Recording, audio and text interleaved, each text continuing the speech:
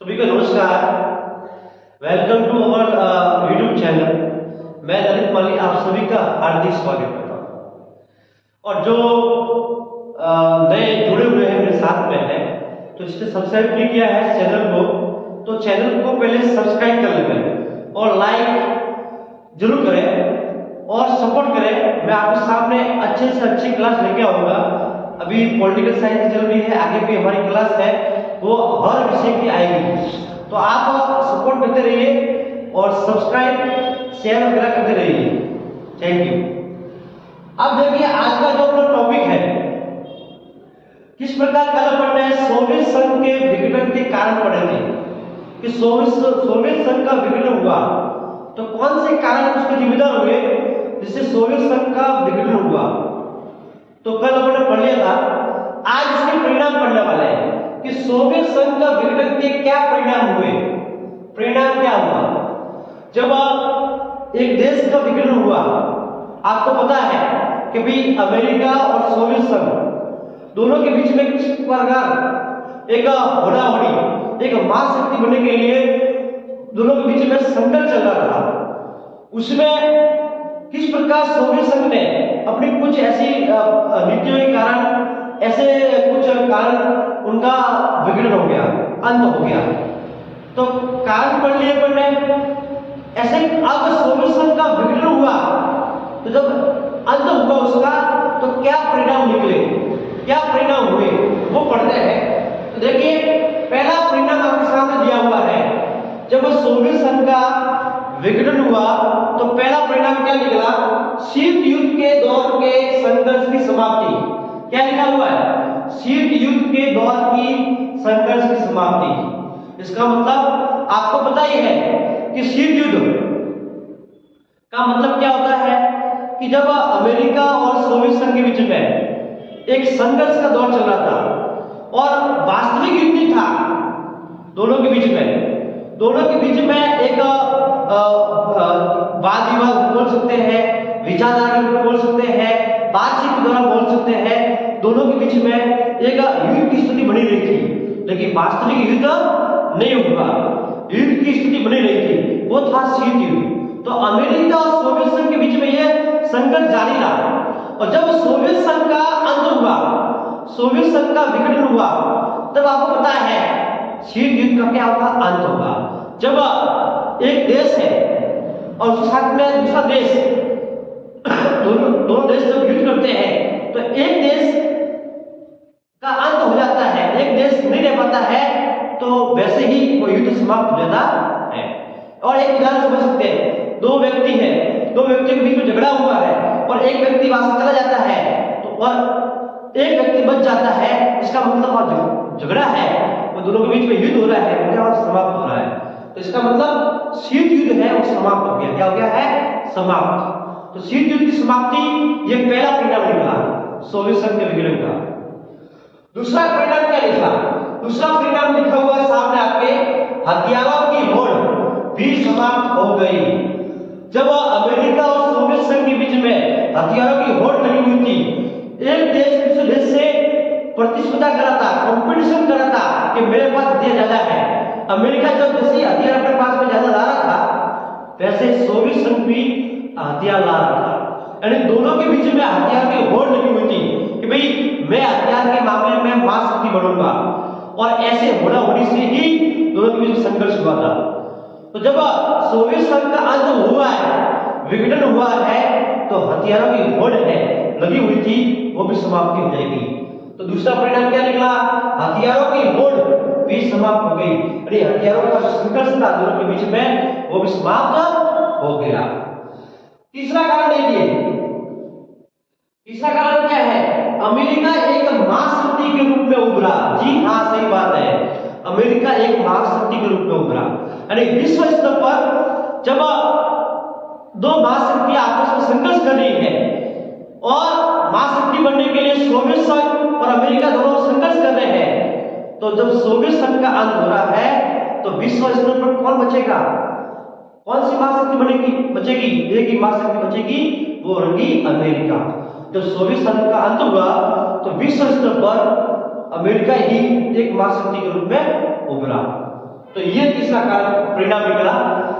Soviet संघ के अंत का तीसरा परिणाम ही निकला, अमेरिका एक महाशक्ति के रूप में उभरा। विश्व स्तर पर अमेरिका की महाशक्ति उभर के सामने आई। और अंतिम परिणाम क्या निकला? देखिए, नव स्वतंत्र राष्ट्रों का उदय हुआ। आपको पता है सोवियत संघ है, सोवियत संघ कितने देशों से मिला था? सोवियत संघ 15 देशों से मिलकर बना था, 15 देशों से, आपको पता ही है। और उसका उत्तराधिकारी रूस बना था। तो 15 देशों से सोवियत संघ बना है। और जब सोवियत संघ का अंत हो रहा है, विघटन हो रहा है, तो सोवियत संघ 15 देशों में बढ़ गया, यानी नव स्वतंत्र राष्ट्रों का उदय हुआ। यानी वहां से जितने 15 देश थे वो सभी स्वतंत्र हो गए, तो सभी स्वतंत्र होकर अपना एक अलग देश बना दिया। तो ये परिणाम निकले सोवियत संघ के विघटन का परिणाम के। मैं आपको बता रहा हूं, वेरी इंपॉर्टेंट क्वेश्चन है ये, वेरी इंपॉर्टेंट। टिक कर लो, आपके एग्जाम में पक्का आने वाला है। मोस्ट इंपॉर्टेंट प्रश्न है ये।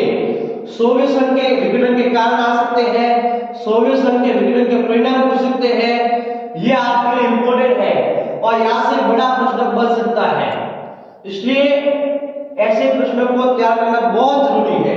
और एग्जाम में प्रश्न पूछे सोवियत संघ के विघटन के परिणाम को समझाइए, तो पहले जितने परिणाम है, देखिए पहला परिणाम है, दूसरा, तीसरा, जो 4 परिणाम लिखे हुए हैं, इन पहले आप 4 परिणाम को लिख दो, फिर एक एक परिणाम को समझाओ, तब जाके आपके 4 नंबर पूरे मिलेंगे।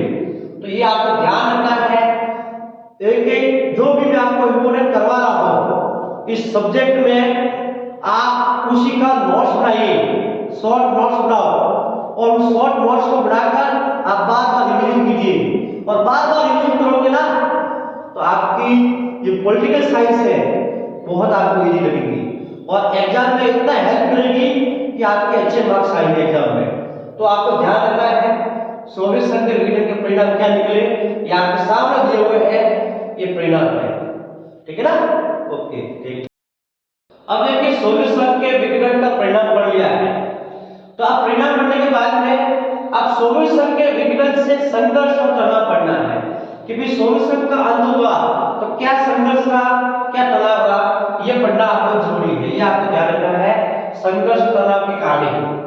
तो देखिए, सोवियत संघ में हिंसक अलगाववादी आंदोलन हुए, यानी इतना संघर्ष हुआ, इतना तनाव हुआ कि हिंसा हुई वहां पर, और हिंसा ऐसी हुई कि लोगों की जान माल की हानि हुई, खून खराबा हुआ, और अलगाववादी आंदोलन हुए। अलगाववादी का मतलब होता है कि अपने एक देश के अंदर से अलग देश बनाने के लिए मांग हुई, यानी जो देश में रह रहा है उस देश से निकलने के लिए, अलग राष्ट्र बनाने के लिए एक आंदोलन हुए, उसे बोलते हैं अलगाववादी। क्या बोलते हैं? अलगाववादी आंदोलन। तो ये हुआ सोवियत संघ में। रूस के 2 बड़े गणराज्य हैं, चेचनिया और दागिस्तान। चेचनिया और दागिस्तान है रूस के 2 बड़े गणराज्य। यहाँ पर हिंसक अलगाववादी आंदोलन ज्यादा हुए। तो ये जानना जरूरी है कि हिंसक अलगाववादी आंदोलन सोवियत संघ में हुआ था। अगर तजाकिस्तान 2001 तक, यानी तजाकिस्तान 10 वर्षों तक गृह युद्ध की चपेट में रहा, यानी अपने देश के अंदर ही युद्ध हुए, और उसको बोलते हैं गृह युद्ध। गृह युद्ध का मतलब क्या होता है? एक देश के अंदर ही युद्ध होना। तो तजाकिस्तान के अंदर ही, देश के अंदर ही युद्ध हुए और गृह युद्ध की चपेट में रहा। तो ये भी बहुत भयानक स्थिति हुई सोवियत संघ में। उसके बाद में चेकोस्लोवाकिया है, वो बढ़ गया 2 राष्ट्रों में। ये वेरी इंपॉर्टेंट है, टिक मार्क कर लो, ये एग्जाम में आ सकता है कि चेकोस्लोवाकिया का विभाजन किन 2 राष्ट्रों में हुआ?